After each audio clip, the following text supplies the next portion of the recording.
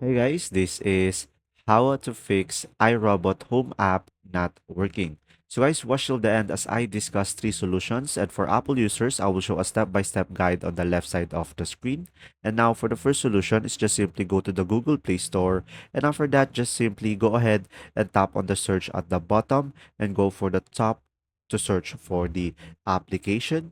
And after that, guys, just simply tap on the app. And when there is an update, you should be able to update it over here. And another thing, just simply tap on the three dots on the top right and make sure to enable the auto update so you won't have any issues into your app. Now, for the second solution is just simply go to the settings into your device. And after that, just simply scroll down and go for the apps. And after that, just simply go ahead and try to find over here the iRobot application.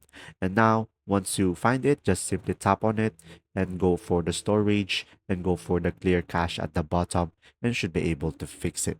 Now, if it still doesn't, just simply go back over here and tap on clear data and tap on OK, and you should be able to fix the issue. Now, guys, for the next solution is just simply tap on the back on the top left.